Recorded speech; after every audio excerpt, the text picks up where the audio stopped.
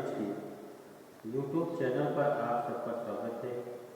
मैं आपको DElEd second semester में विषय हिंदी पढ़ाऊंगा।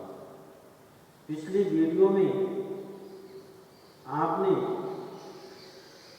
ध्वनि विज्ञान और भाषा ध्वनि वर्ण हिंदी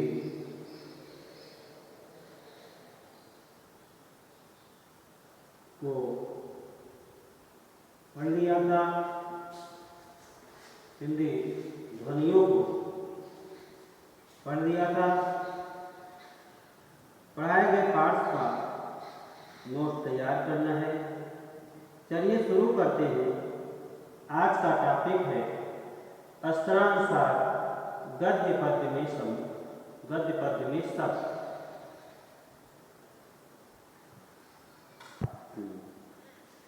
अक्षरानुसार गद्य पद्य में शब्द की परिभाषा। हिंदी में शब्द की व्याख्या कई प्रकार से की जाती है। श्रोतव्य रूप के आधार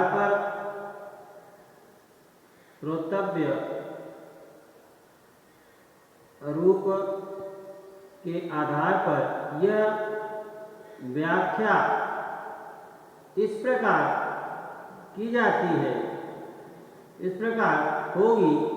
अक्षरों अथवा वर्णों के समुदाय विशेष को शब्द कहते हैं। अक्षरों अथवा वर्णों के समुदाय विशेष को शब्द कहते हैं। शब्द और उसके अर्थ का ध्यान रखते हुए शब्द की व्याख्या इस प्रकार से करनी चाहिए। व्यक्ति के विचारों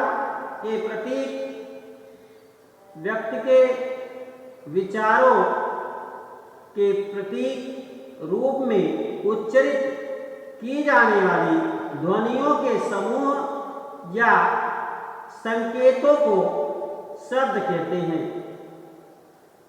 व्यक्तियों के विचारों की प्रतीक रूप में उच्चारित की जाने वाली ध्वनि के समूह या संकेतों को शब्द कहते हैं। साधारण रूप से विचार किया जाए तो कहा जा सकता है कि कानों से सुना जाने वाला प्रत्येक नाम शब्द है। जो कानों से सुना जाने वाला प्रत्येक नाम क्या है? शब्द है। भाषा वैज्ञानिक शब्द को स्वतंत्र चरम वाक्य मानते हैं। व्याकरण की दृष्टि से स्वतंत्रता सार्थक ध्वनि ही शब्द है। संस्कृत में शब्द के लिए पद या पाद का प्रयोग भी होता है।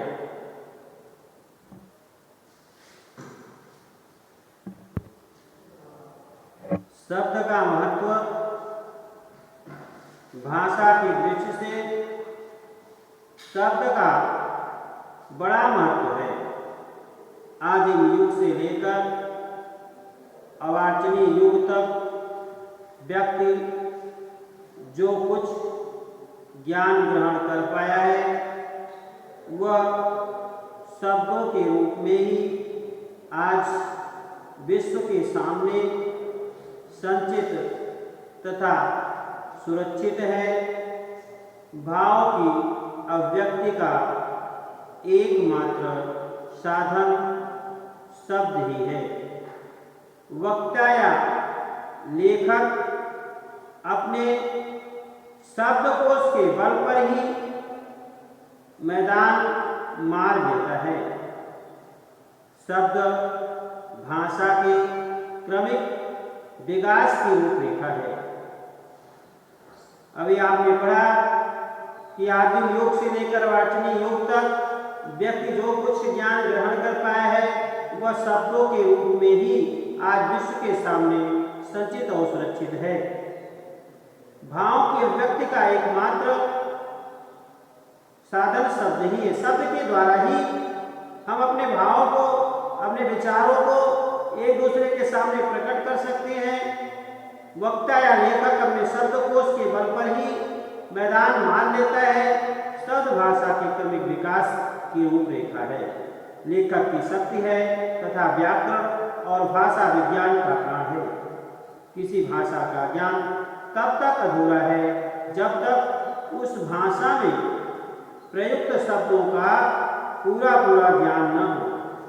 किसी समाज अथवा राष्ट्र के इतिहास की जानकारी प्राप्त करनी हो तो उसकी भाषा का ज्ञान प्राप्त करना होगा। अगर आप किसी समाज या राष्ट्र के इतिहास को जानना चाहते हैं तो सर्वप्रथम आपको उसकी भाषा का ज्ञान प्राप्त करना होगा। यदि किसी भाषा की गंभीरता और हल्केपन का पता लगाना है तो उसकी शब्दावली पर दृष्टि डालनी होगी। ये सभी बातों के आधार पर हम कह सकते हैं कि शब्द भाषा की निधि है। उसके बाद आपका आता है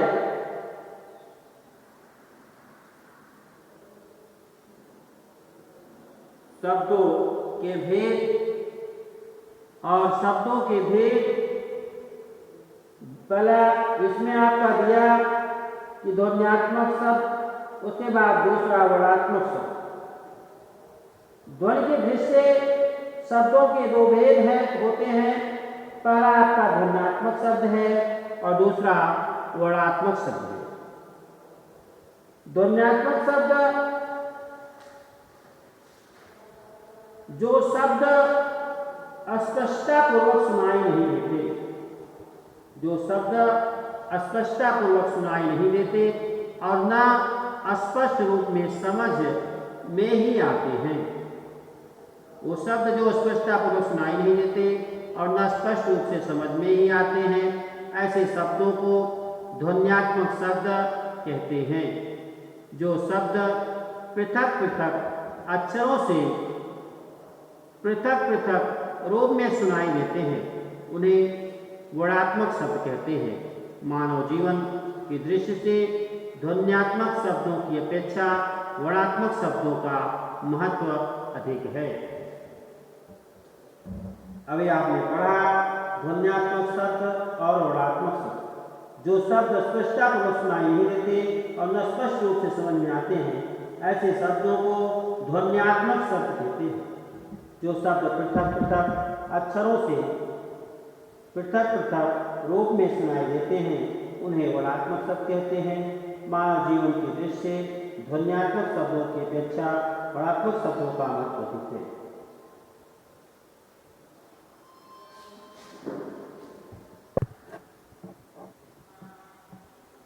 अर्थ संबंधी भेद। अर्थ की दृष्टि से शब्दों के दो भेद किए जा सकते हैं। पहला सार्थक शब्द और दूसरा निरर्थक शब्द। अर्थ की दृष्टि से शब्दों के दो भेद किए जा सकते हैं। पहला सार्थक शब्द है, दूसरा निरर्थक शब्द। साहित्यिक भाषा का संबंध केवल सार्थक शब्दों से ही रहता है। जो साहित्यिक भाषा का जो संबंध है वह केवल सार्थक शब्दों से ही रहता है, निरर्थक से नहीं। सार्थक शब्दों में भाव और विचार की एक प्रतिभा निहित रहती है। उन शब्दों के उच्चारण मात्र से प्रतिभा के संस्कार उद्भूत हो उठते हैं। अभी आपने सार्थक शब्द और निरर्थक शब्दों को पढ़ा कि साहित्यिक भाषा का संबंध केवल सार्थक शब्दों से ही रहता है, निरर्थक से नहीं। सार्थक शब्दों में भाव और विचार की एक प्रतिभा निहित रहती है। उन शब्दों के उच्चारण मात्र से प्रतिभा के संस्कार उद्भूत हो उठते हैं। उसके बाद आपके आता है शब्द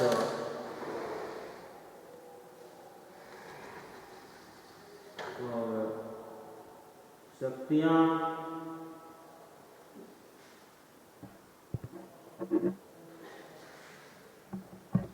उसके बाद शब्द शक्तियाँ, शब्दों की 3 शक्तियाँ निर्धारित की गई हैं। शब्दों की 3 शक्तियाँ निर्धारित की गई हैं, जिसमें पहला आपका है अभिधा, दूसरा लक्षणा तथा तीसरा है व्यंजना। अभिधा, लक्षणा और व्यंजना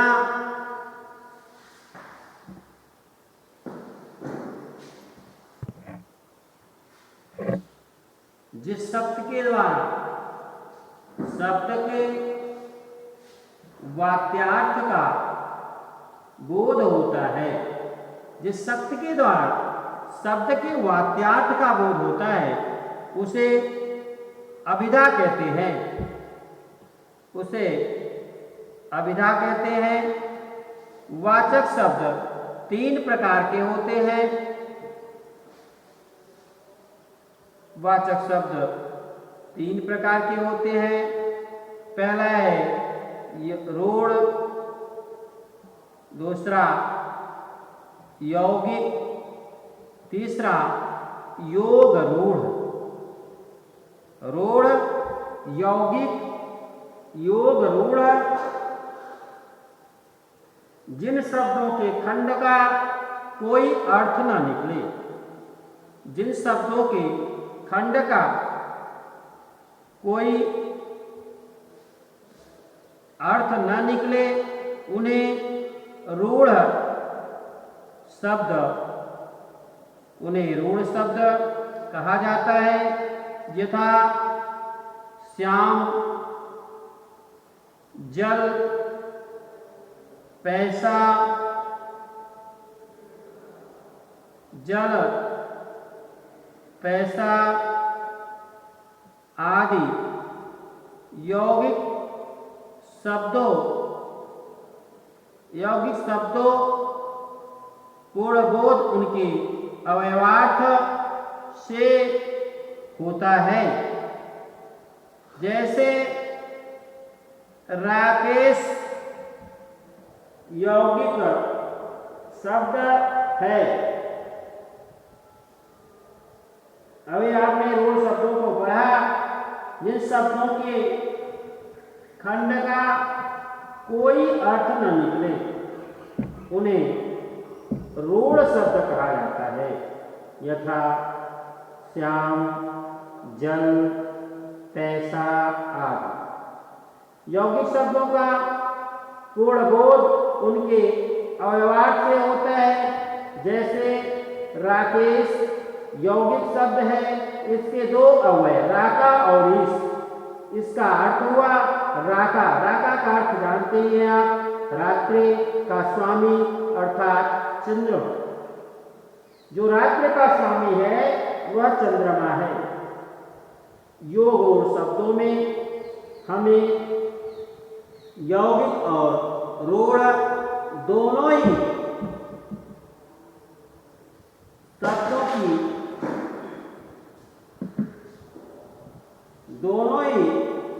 की शक्तियों का सम्मिश्रण प्राप्त होता है। यथा लंबोदर। लंबोदर शब्द का यौगिक अर्थ हुआ है लंबे उदर वाला। लंबे उदर का अर्थ आप समझ ही गए हो कि लंबा उदर किसका है, परंतु यह शब्द गणेश जी के लिए रूढ़ हो चुका है। लंबोदर शब्द सुनते ही हमारे मन में गणेश जी का चित्र आ जाता है। पंकज तथा जलज शब्द भी योग रूढ़ है। जिस शक्ति के द्वारा लक्ष्यार्थ का बोध होता है उसे लक्षणा कहते हैं। यथा मैं जयशंकर प्रसाद का अध्ययन कर रहा हूँ। इस वाक्य में जयशंकर से तात्पर्य उनका उनका साहित्य है जिनका अध्ययन किया जा रहा है। यहाँ जयशंकर प्रसाद का साहित्य यह लक्ष्यार्थ है। जिस शब्द के द्वारा शब्द के व्यंग्यार्थ का बोध होता है उसे व्यंजना कहते हैं। व्यंग्यार्थ का जहाँ बोध होता है उसे व्यंजना कहते हैं। जैसे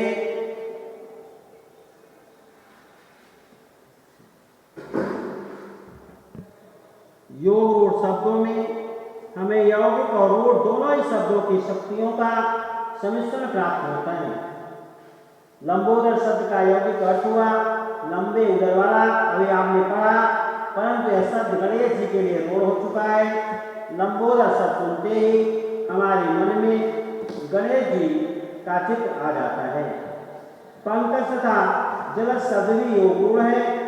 जिस शब्द के द्वारा लक्ष्यार्थ का बोध होता है उसे लक्षणा कहते हैं। यथा मैं जयशंकर प्रसाद का अध्ययन कर रहा हूँ।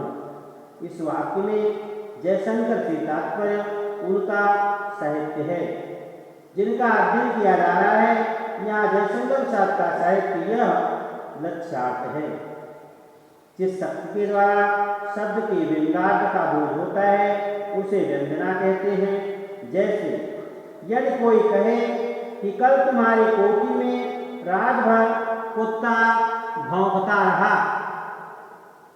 तो इसे इसका व्यंग्यार्थ निकलता है शायद चोर आए हो। इसलिए सावधानी की आवश्यकता है। कल तुम्हारे कोठी में रात भर कुत्ता भौंकता रहा, इसका व्यंग्यार्थ निकलता है शायद चोर आए हो। इसलिए सावधानी की आवश्यकता है। रूपांतर के आधार पर शब्द भेद। अब आपने रूढ़ शब्द को समझ लिया, यौगिक रूढ़ को समझ लिया। यौगिक रूढ़ शब्द आपने समझ लिया कि जिन शब्दों के खंड का कोई अर्थ न निकले उन्हें रूढ़ शब्द कहा जाता है। यथा श्याम, जल, पैसा आदि। यौगिक शब्दों का पूर्ण बोध उनके अवयव से होता है। जैसे राकेश यौगिक शब्द है, इसका दो अवयव राका और इसका अर्थ हुआ राका कोष्ठक में रात्रि का स्वामी अर्थात चंद्रमा। योग और शब्दों में हमें यौगिक और रूढ़ दोनों ही शब्दों की शक्तियों का सम्मिश्रण प्राप्त होता है। यथा लंबोदर शब्द का यौगिक अर्थ हुआ लंबे उदर वाला, परंतु यह शब्द गणेश जी के लिए रूढ़ हो चुका है। लंबोदर शब्द सुनते ही हमारे मन में गणेश जी का चित्र आता है। पंकज का जगत शब्द भी योग रूढ़ है। और उसके बाद आपने सार्थक और निरर्थक शब्द को भी समझ लिया होगा कि साहित्यिक भाषा का संबंध केवल सार्थक शब्दों से रहता है, निरर्थक से नहीं। सार्थक शब्दों में भाव विचार की एक प्रतिभा निहित रहती है। उन शब्दों के उच्चारण से प्रतिभा के संस्कार उद्भूत होते हैं। उसके बाद आपने पढ़ा कि ध्वनि संबंधी भेद। ध्वनि की दृष्टि से शब्दों के दो भेद आपने पढ़ा, ध्वन्यात्मक शब्द और वर्णात्मक शब्द। जो शब्द अस्पष्टतापूर्वक सुनाई नहीं देते और न स्पष्ट रूप से समझ में ही आते हैं, ऐसे शब्दों को ध्वन्यात्मक शब्द कहते हैं। जो शब्द पृथक पृथक अक्षरों से पृथक पृथक रूप में सुनाई देते हैं उन्हें वर्णात्मक शब्द कहते हैं। मानव जीवन की दृष्टि से ध्वन्यात्मक शब्दों की अपेक्षा वर्णात्मक शब्दों का महत्व अधिक है। उसके बाद आपने सबसे पहले पढ़ा था कि शब्द की परिभाषा अक्षरोत्था वर्णों के समुदाय विशेष को शब्द कहते हैं। व्यक्ति के विचारों के प्रत्येक रूप में उच्चारित की जाने वाली ध्वनियों के समूह या संकेतों को शब्द कहते हैं। साधारण रूप से विचार किया जाए तो कहा जा सकता है कि कानों से सुना जाने वाला प्रत्येक नाम क्या है? शब्द है। और उसके बाद आपने इन सभी को समझ लिया होगा। और उसके बाद के आधार पर शब्द भेद, रूपांतर के आधार पर शब्द दो प्रकार के होते हैं।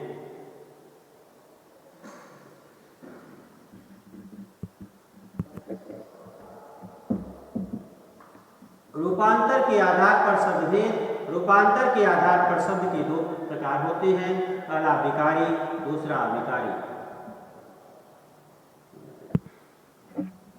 रूपांतर के आधार पर अभी आपने पढ़ा विकारी और अविकारी दो भेद। जो शब्द लिंग, कारक तथा वचन आदि के प्रभाव से अपना रूप परिवर्तित कर लेते हैं उन्हें विकारी शब्द कहते हैं। विकारी शब्द चार प्रकार के होते हैं, संज्ञा, सर्वनाम, विशेषण और क्रिया।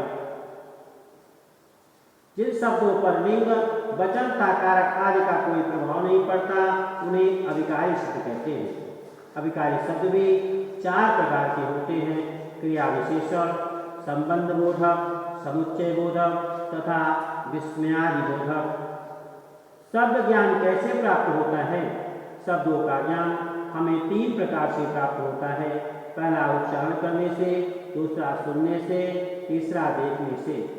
यदि अपनी अपनी जगह पर उच्चारण ज्ञान, श्रवण ज्ञान तथा चक्षु ज्ञान इन तीनों का महत्व है, परंतु फिर भी चिंतन का निखरा रूप उच्चारण ज्ञान में ही माना जाता है। धन्यवाद। आपको अगले टॉपिक में पढ़ाया जाएगा हिंदी शब्दों का निर्माण।